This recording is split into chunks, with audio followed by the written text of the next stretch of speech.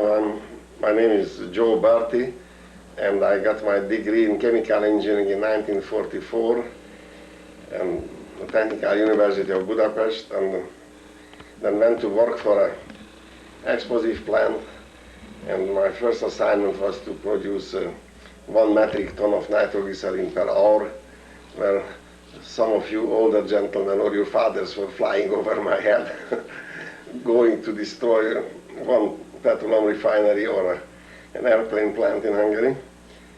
And when the war was over, I was in a graduate school, and one of my assignments was to convert a mustard gas plant into organic dye.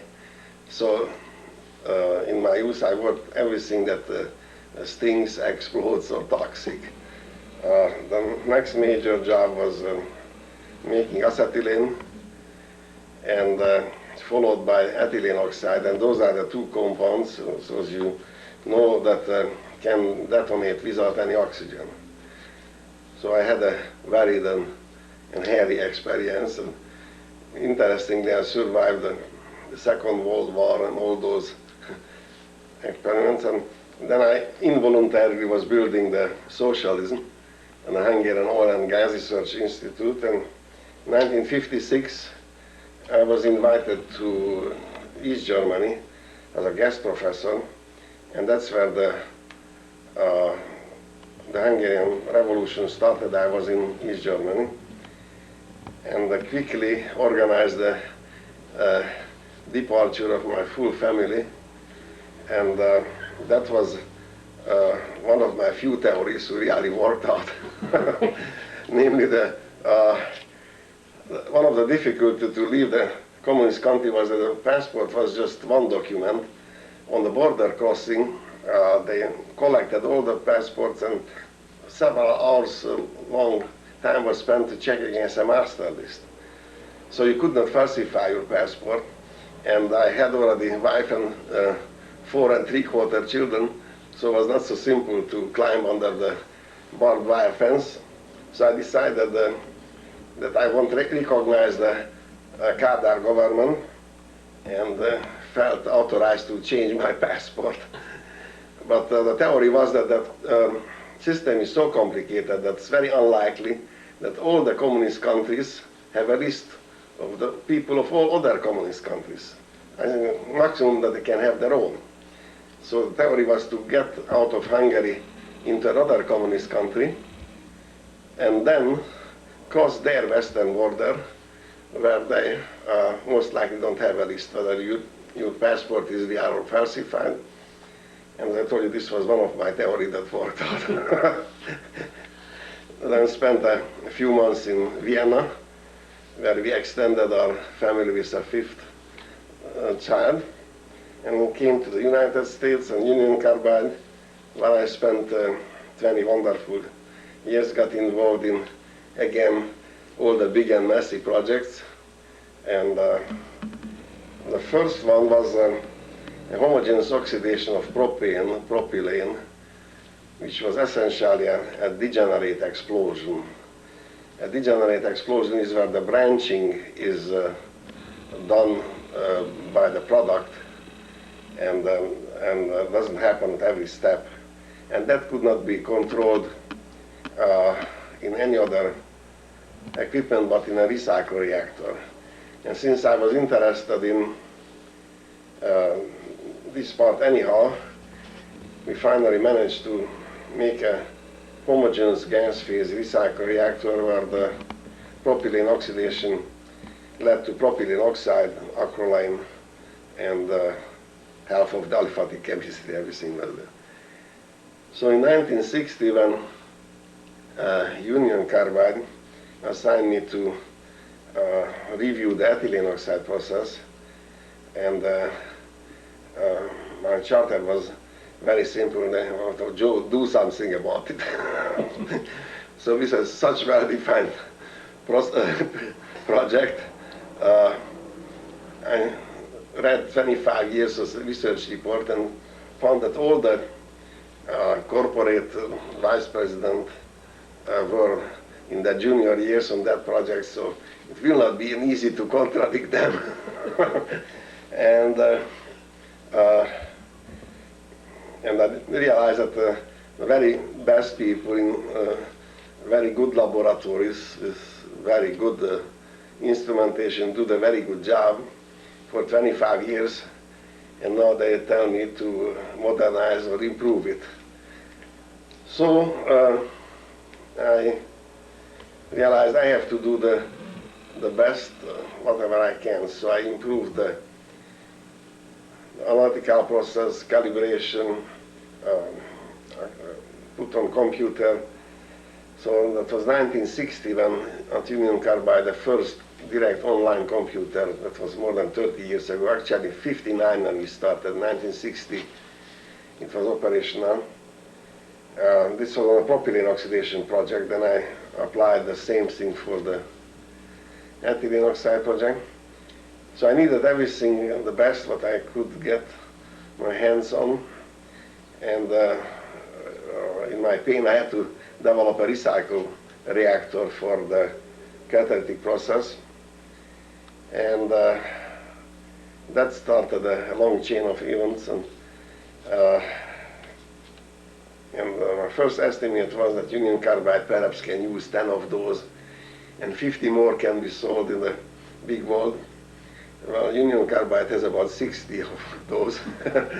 And several years ago, when I quit counting, it was 400 of those were used in the world, everywhere from Poland to Nigeria.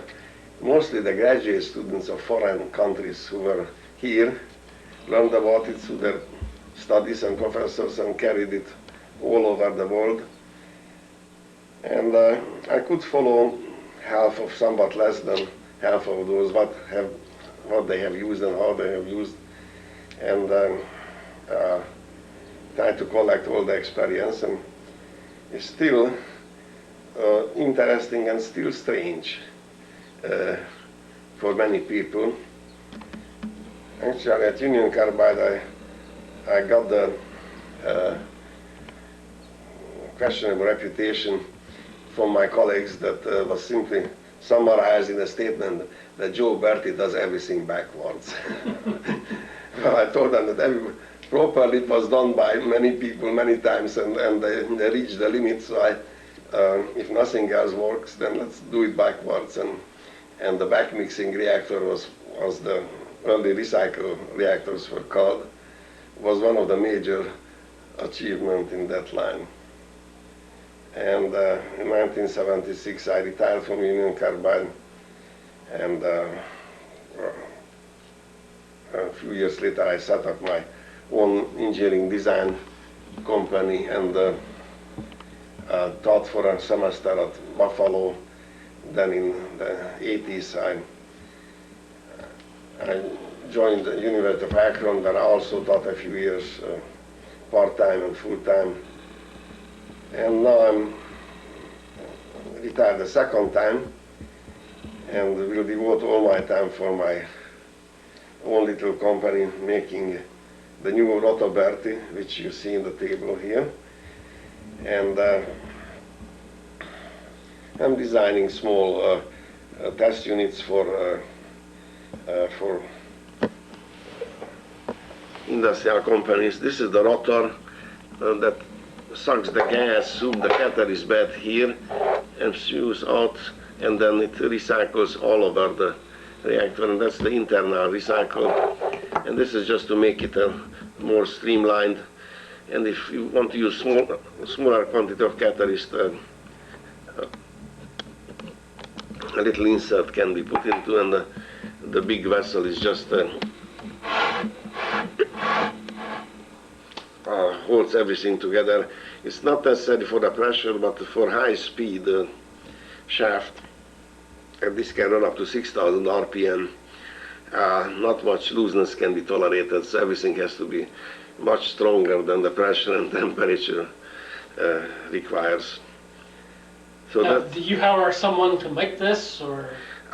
Yes, a small machine shop makes the major parts, and then my company assembles tests and sells the reactor. Most likely I will push more and more of the, not only the manufacturing machining, but also the assembly to this company, so that my company, with intend to keep small, should concentrate on development research projects. 3 years ago we built a computer-controlled catalyst test unit for a national chemical lab in India, in Pune. And right now we are working on a proposal for an Indian refinery and for a chemical company in Brazil, and also investigating European possibilities right now, one with Italy. So that's my life. Well, what was it like going to school in Budapest in the 1940s? Oh, it was completely different than here. Most of the laboratories which are here a few hours a week, we lived in a laboratory. It was 30 hours per week was major laboratories like organic chemistry, physical chemistry. And if that wasn't enough, then we had to buy a drink or something for a janitor to let us stay there. It worked up to midnight, but the work had to be done. And it was more structured and more frequent examination, and fortunately this multiple choice question hasn't been invented yet. So, and since the Hungarian technical literature is limited, there no book can be made in technical subject profitably in Hungarian language. So we learn from German, French, and English books, and that also helped to get familiar with not only other languages, but other ways of thinking, reasoning, presenting. And for example, one tradition was in laboratory when we had to make an experiment. We had to write down the instruction in the original language on one side, and then the interpretation on the other side. Because as you do it, then you finally start to understand. Then you may have a slightly different interpretation. And even until now, if I get in an impasse in my own reasoning in English, then I try to force myself to think it over in Hungarian. And just because the language structure forces you to make the formulate the question a little differently, you get a better chance of seeing it differently and get to some conclusion. But it's getting more and more difficult. Now, you were in school during the war? Yes. And how did that impact going to school? Well, we actually not until 44 we got a real serious bombardment, and once the streetcar line was wiped out, other times we didn't have power for a day or two. But it was surprisingly normal. So we expected to be having a more impact, but the building, the so-called chemistry building, was that time about 100 years old and had more than 3 feet heavy brick walls of the basement. So it was on the shore of the Danube. And then in 45, the Germans were standing on the western shore of the Danube, and the Russians other, and they were gunning each other for 3 months, and the chemistry building was still standing. So it was a different, built in a different age with different ideas, and they could stand much more. The shock of the so-called liberation by the Soviet armies when we were liberated from our last belongings, so to say, and from our freedom and everything. That was actually a very big cultural and shock, and we could not even believe that time that those terribly primitive people at that time can occupy us and will stay there, and it lasted only 45 years. Yeah. The first thing was that the industry was switched to the Soviet standards, which were 30, 40 years behind the Hungarian industry standards, and one of my interesting duties was, the alcohol type gunpowder manufacture. We had 1,000 tons of alcohol in the system, and the alcohol used in the gunpowder manufacture has a little acetone in it, a little low molecular weight nitrocellulose, and those Russians were drinking it. And we were always scared that sooner or later somebody will die and we will be blamed as poisoned him, but they could not be controlled. Their own commandant couldn't control them. And one of our duties right after we were liberated, we have to distill this off and add to it a little, I think, butyl acetate to make it a drinkable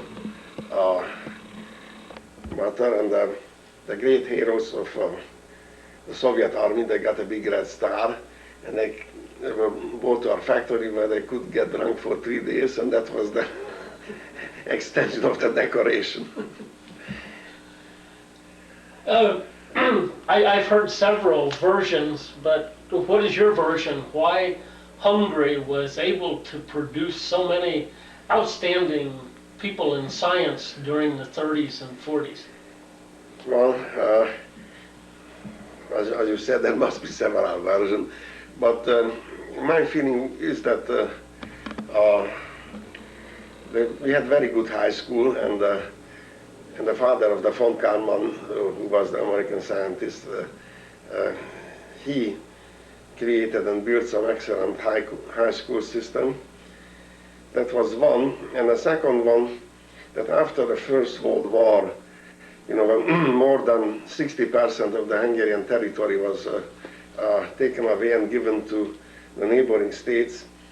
Of course, the population stayed there, but the elite, the intellectuals, they all escaped to the leftover small Hungary. And they had nothing better to do just to irritate each other and conduct endless scientific debates. And so the so-called coffee house society developed and led to especially the development of mathematical physics. Is a favorite subject of the Hungarians because that can be cultivated beside a coffee table, drinking brandy and infinite quantities of coffee, and then debating and making thought experiments. I think this concentration of the intellectuals after the First World War and the very good high schools. I passed my professional engineer's examination on the basis of what I learned in physics in high school. And I remember more of those things than what I learned at the university. And I don't know how many people know about it, but a preparatory high school was 8 years long, where we learned 8 years Latin, 6 years German, 4 years French, and unfortunately no English. But the graduation was not a ceremony. It was a very strenuous examination where an outside commissioner came from other school, and we had the 3 written examinations from Hungarian, Latin, and German, and 6 subjects in verbal examination before the commissioner, and 2 or 3 professors. So I still remember the questions what I had to answer 50 years ago. this will be the year of our 50th reunion of the high school graduating class. So you can imagine what pressure that put on us, that after 50 years I still know what the questions were. Well, you're a good example. A lot of Hungarian scientists seem to be able to go into applied areas and do very well in applied science. Is there any reason for that? Or? That I don't know, but engineering is an applied science. And unfortunately, many engineering papers are outstanding mathematical works and should be admired as such, not necessarily as an engineering accomplishment. And I may lose a lot of friends by making this statement right here and there, but I was always intrigued. Mathematics was a queen and a handymaid of all the other sciences. It should have some physical meaning and make good sense in its physical interpretation. So one of my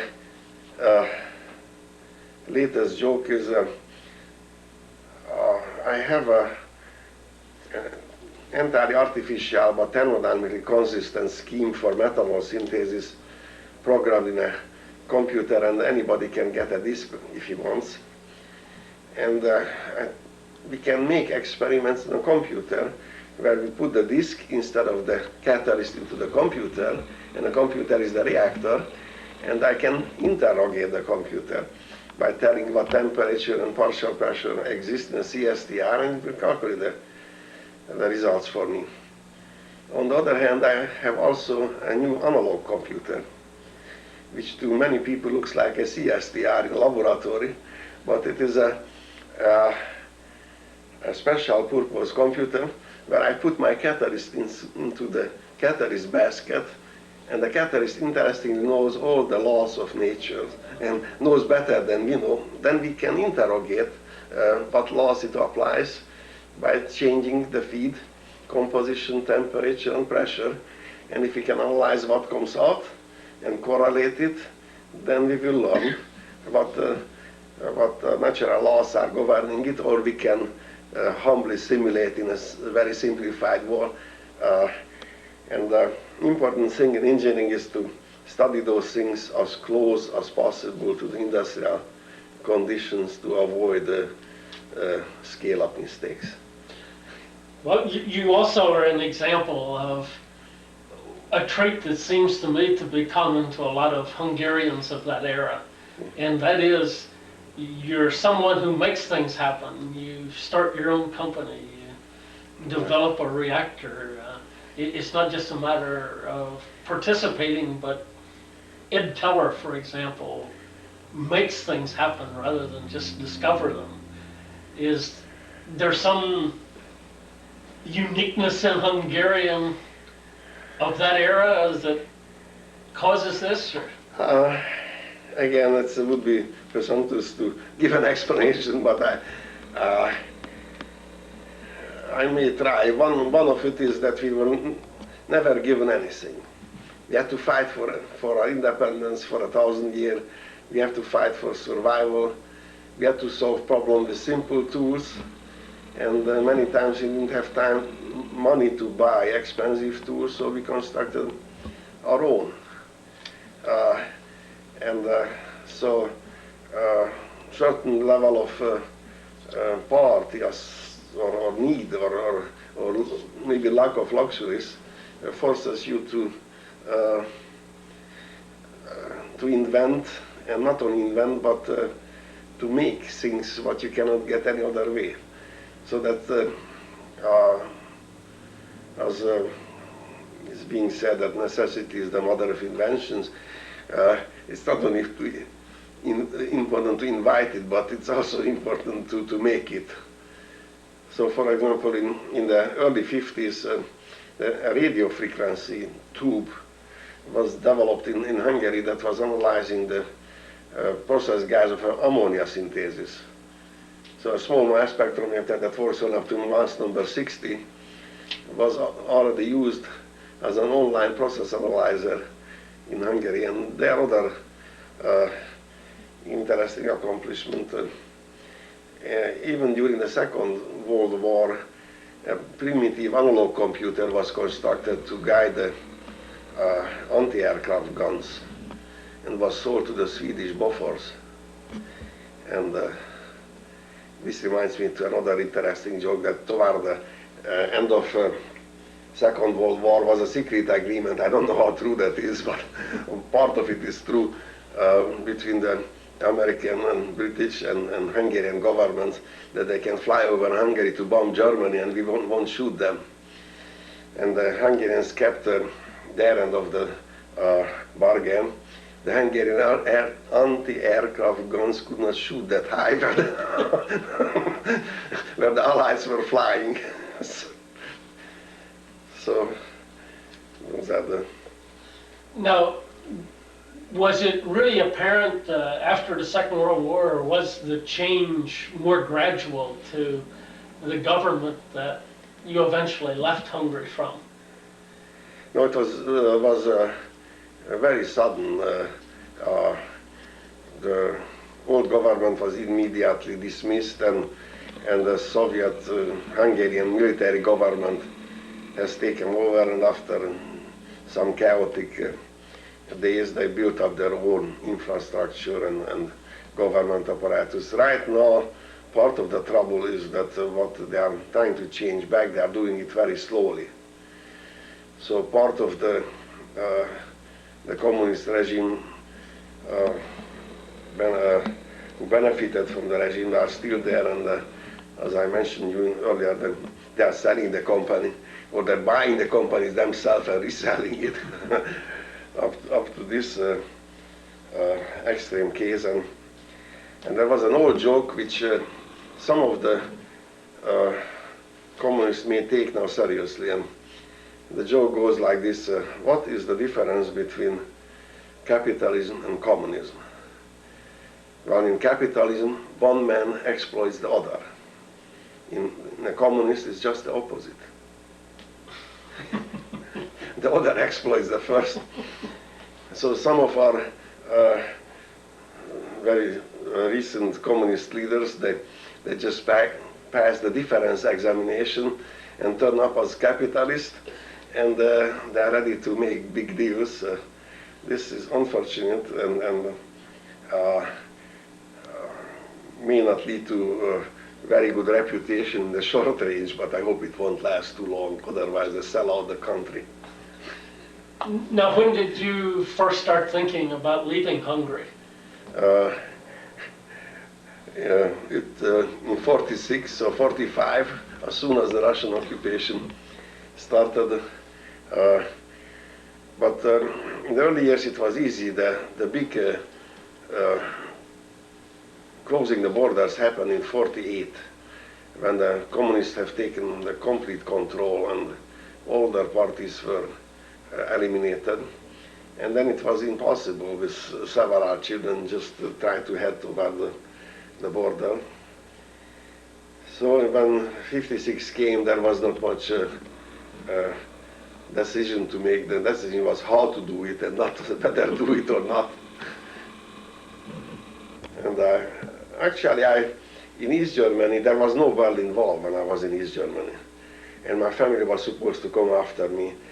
So Berlin, we could leave at any time.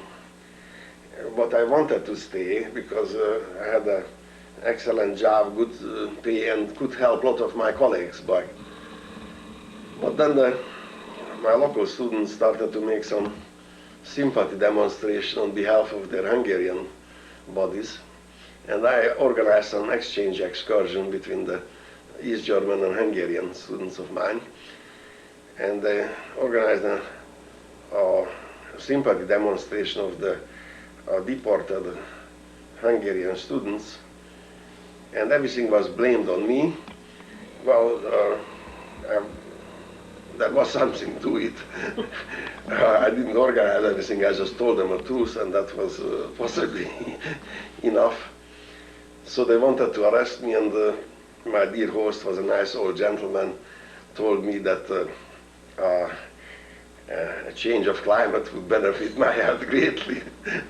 So I started to organize my quick exit and managed to do it with all my family and landed in Austria. And from there on, the American health organizations have taken care of us. Now, did you speak English when you came to the United States? Or? No, not really, but well, not at all, let's put it more humbly. Yeah. In the last minute I bought a lingaphone English language course, which was edited in 1935 of the bloody British English, and nobody could understand that in the United States in the first place, and in my presentation of that was even more horrible and hasn't improved much, but when I was early, the first 3 months, my mind worked like a double tape recorder, where I was recording what I'm hearing. I analyzed the previously said things, which resulted in a good headache every evening. And even that time, I made a terrible discovery. I realized that people don't communicate. Americans with Americans, if there's just slightly different chemists and chemical engineers and mechanical engineers, there was a lot of communication difficulty. So hardly speaking English, I try to translate from chemistry to chemical engineering and back and forth, because the different branches of applied science, they haven't learned enough of the other people's business to express themselves properly, to understand, and even to ask the proper question. So communication is, and ridiculously is still, the primary difficulty of solving problems. This reminds me of another interesting part in my early years. My dear boss, who was a very good friend of mine and still is in retirement, assigned me some problem to solve. So 3 days later he comes down and asks him, "Hey Joe, did you solve the problem?" I said, "No boss, I'm still analyzing it." I said, "Oh Joe, don't analyze it, just solve it." And who was this boss? Well, Dr. P.C. Johnson, who after retirement recommended me to various places as a consultant, so he's really trusted me and appreciated my effort. The European style was, rather spend 80% analyzing the problem, and once you know what the problem clearly is, then solving is easy. Whereas to American, not mentality, but style and vigor, perhaps it impresses more if somebody told to do something, that jumps up and does it. Well, I could not get rid of all my own European education, so I first like to know what I'm doing and why I'm doing and what the problem is. Now you came to Charleston, West Virginia, yes, from Hungary? Yeah. I spent 16 years there, and it was a very nice time. It was absolutely trouble-free. Nothing wrong happened in Charleston, West Virginia, because nothing happened, period. So it was a nice place to bring up a family and raise children. And after 10 years, we began to like it so much that I kept forgetting that I never wanted to stay here more than a few years. Then after 16 years, since they still didn't want to transfer me, I picked up a Fulbright senior scholarship and went to teach for a year in Munich. I never returned to Charleston. And how did your family adjust to the English language? Oh, it was, the younger my children were the least problem it caused them. And just I assume that those who started school at home, they will do in math and the sciences just as well here. And in English, not so well. And I was called in a school after 3 months and telling that I should take my son to a doctor. There is something wrong with him. He either cannot solve the problem, it takes him too long to solve a math problem. So that was kind of depressing. And checking out, he solved the problem very quickly in Hungarian. Then I discovered that in his mind he has to translate the problem in English in Hungarian, solve in Hungarian, and then translate the results back in English. And that took time.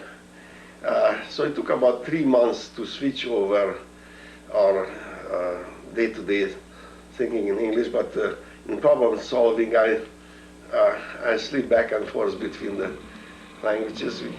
And what language I'm speculating, my wife can always tell, because no matter what she tells me, I always answer in the language what I have it. Especially at that moment I'm speculating in.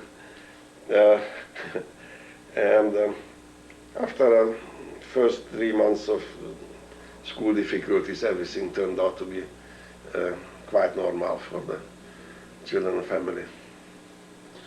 How do you compare teaching recently to when you were a student? Again, it's substantially different. For example, in math class, we were 650 students in a single lecture room, which was made, by the way, for 550 students. Extra 100 was sitting on the stairs, hanging in the windows and doing everything.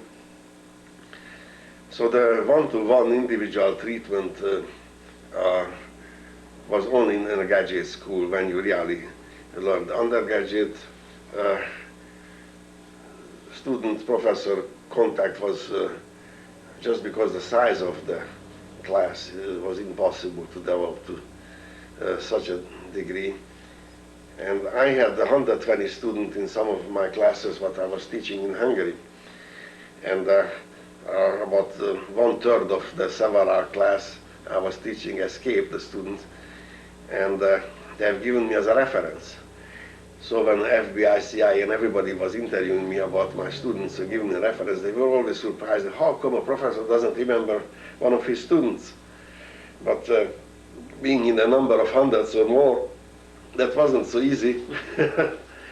And I almost opened an office just to receive the American government officials in connection with the hundreds of students have given me as a reference. And yeah. So it was a mass education, and the more pyramidal system, one big demigod professor giving the lecture, and a dozen of assistant and associate professors supervising the students, and they're swarming around on tests and everything else. Well, it was more effective in one sense and less effective in human interaction. But then evening classes and recitations were in smaller classes, about 30 or 20 assigned to one assistant professor.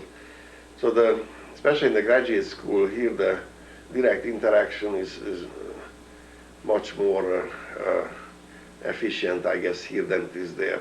But only in the graduate school does the American educational system catch up with the European. They are way behind in high school, they are catching up in a college, and they're reaching or exceeding at the graduate school level.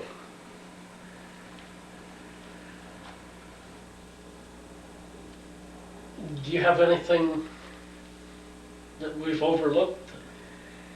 Well, something about your companies would... as I mentioned, my company is our main business is to help companies of solving reaction kinetics and scale-up problems. So we not only design reactors and sell the reactors, but we also design experimental programs and methods of evaluation experiments, as well as complete set of experiments, and develop kinetic models, and also try to build concrete equipment. From 81 to 86, I was mostly designing concrete units. Only in 86 I started to build those myself. And interestingly, the newly developing or the industrializing countries are the greatest interest. Well, even large American companies in some special problems are coming to me for a consultation and solving some special problem. A version of this reactor, what I have shown, is being built right now for a large American oil company out of pure titanium for a very special project. And it gives us a lot of headache. This will be again one of my projects which will be a technical success, but financially not quite that hot. But we have this notion of volunteering to solve difficult problems, and this was one of those, a little more difficult than expected, so the calculation was financial and will not be as brilliant as it looks. Now the problem with titanium is machining it, or? Machining it and matching it and from a thermal expansion. The temperature, actually some parts are pure titanium, others are titanium alloys to match the high temperature stress requirements. And one of the difficulties is just to get the proper material. Some pieces may be manufactured in the east but sold on the west, and we have to telephone around until we finally get all those pieces in the proper size, shape, specification out of titanium, then to get a good machine shop who can work with them. And so the organizational procurement problem was about half of the problem. Now, when you were at Union Carbide, did they patent this reactor, or was the patent yours? No, Union Carbide, I was an employee of Union Carbide, and Union Carbide licensed the manufacture of the technology to autoclave engines, and they are manufacturing for about 20 years or a little more, and I insisted that I should put a little label that was developed by Union Carbide and manufactured by autoclave engines. And Professor Budar kindly declared that this is the Berty reactor, and ever since everybody mentions it, whether I designed it or not, even used for many other types which I had nothing to do with it. They are called Berty reactor. So to go to my new design, I had to take out a trade name. So now this is registered trade name, and along the great tradition of Madison Avenue, I named this Rotoberty. And it helps. That's part of the American business experience. Now, at one time there was somewhat of a Hungarian network in the United States. Were you a member of these people? Well, who were friends, not political, but... Oh yes, so several of my friends who friends for 50 years are here, and every year on Thanksgiving there is a big Hungarian get-together in Cleveland, where every year I bump into somebody I haven't seen for 40 years or so. And this year the name was right, but the face wasn't right, so I had to go and grab the gentleman and find out whether he is the man I was thinking of, and he was. Some people change so much in their face that after 40, 50 years it's a little difficult to recognize. He's a fortunately, a lot of joint action was initiated recently, mostly to help the 1.5 million Hungarians in Romania. You know, the Ceausescu regime was very hard, but not only on the Hungarian, they were very harsh on their own people. And we hope that this tremendous political oppression, as it ends, will give a little freedom to use the national language and education which was granted in the original communist Romanian laws and which was then later on taken away by the party. So, and that turned unfortunately the hope for getting some Hungarian language schools was very short-lived. The present regime blames the former Iron Guard, more right-wing people, making those oppression and beating up the Hungarians, but hopefully this is just a transient and the new regime will be able to control. From 1953 and 56 I spent about a significant part of my time in Romania. There was a joint Romanian, Hungarian and East German project what we built there. And at that time, for example, Western literature wasn't available for our Romanian colleagues. So we had to smuggle and violate Romanian laws to take technical literature to Romania to help our colleagues who will have to cooperate with us. They were, you know, about 10 years behind the Western development, and they were not informed. Western technical literature was available only in Bucharest, in a central library, and just very reliable Communist Party members had the permission to read it. So it was terrible even then, but there were some Hungarian schools and universities still in existence. When was the first time you went back to Hungary? Oh, it was 1971. There was a general amnesty in 67, but I wasn't so sure about it. And when the National Academy of Sciences invited me to give 2 lectures, then I felt that they would not do that thing.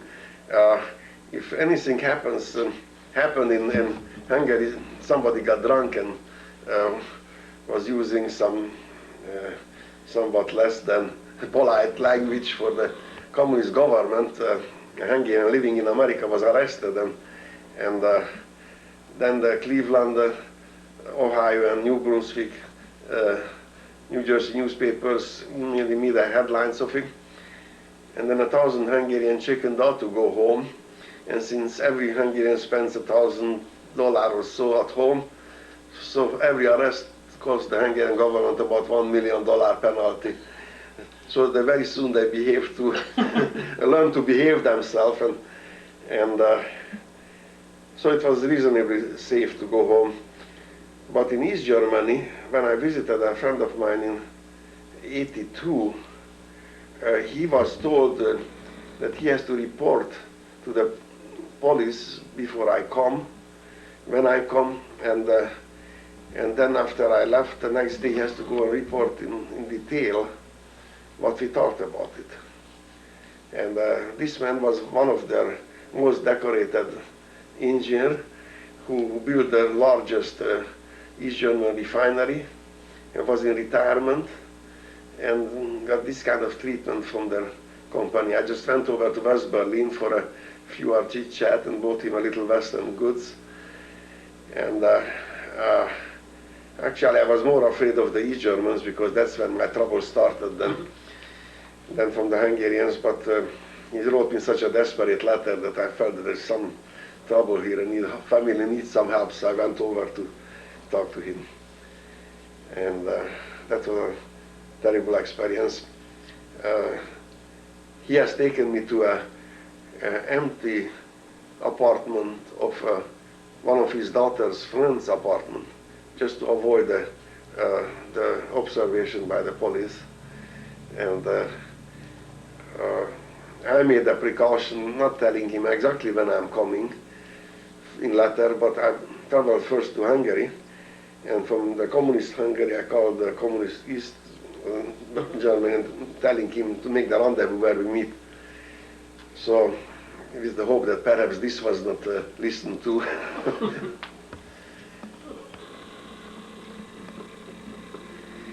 So we lived an interesting and exciting life. Too exciting. Anything else I can help you with? Well, is there any other area you'd like to cover, or I think we've covered? Yes, well, other minor things that I was to be executed 3 times. Well, that's not a minor thing. We can leave it for some happier times, perhaps. Well, if you'd like to go into it, if Well, it's not too painful. No, that explosive plant was only 7 miles behind the fighting lines when the Germans finally stopped the advance of the Russian troops, and we were obliged to stay there. And once returning to the factory in a snowstorm in January 1945,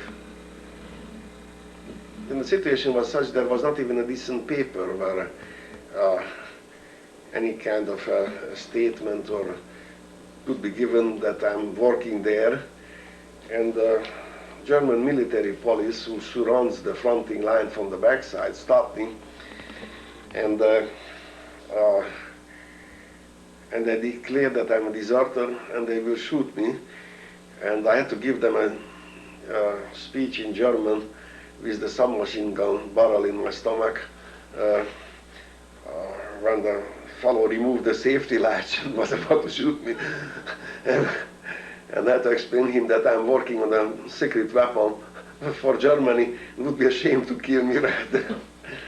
I made such an impressive German language, so tragic and so sensitive work that I myself was even impressed with him. Fortunately, the military police too, and he let me go. Then the same thing happened with the Hungarian military police. In essence, I was drafted in the Hungarian military. And you know, everybody in the Hungarian military had a little booklet where they have given every marching orders, and the payment was induced, and all changes, and it was a passport or an identification. But there was not even that available in 45 January. So on onion skin paper, I got a typed affidavit that I fulfilled my obligations, and until further orders, I should go back to my explosive plant. And with this in my hand, I was caught by the military police, the Hungarians this time, and they did not believe me either. And they wanted to execute me, but they did a little more formally, and they taken me to the headquarters. Fortunately, there was a little more knowledgeable sergeant who realized that there is not even a single piece of paper to write anything in 45, and they let me go, but they always start putting the submachine gun in your stomach and remove the latch. And then next one was after we were liberated, a Soviet lieutenant robbed me in broad daylight, which was not the tragic part. The tragic part was that in my pant pockets I had the latest issue of the German military revolver. Just for protection in my use, I thought it can be used for something. And my wife, who was walking with me, know that too. And as the lieutenant was searching me from upper body and arrived to my belt level, then only a few seconds left, and I would have been shot without any formalities on the spot if he finds the revolver. Then spotted somebody with a nice leather jacket and left me to go and skin that guy. Sometimes it pays not to have the best check. Yes, and not to get attention too strongly. Let others have the limelight too. And maybe that's what I should do and quit right here. Thank you very much for your interest.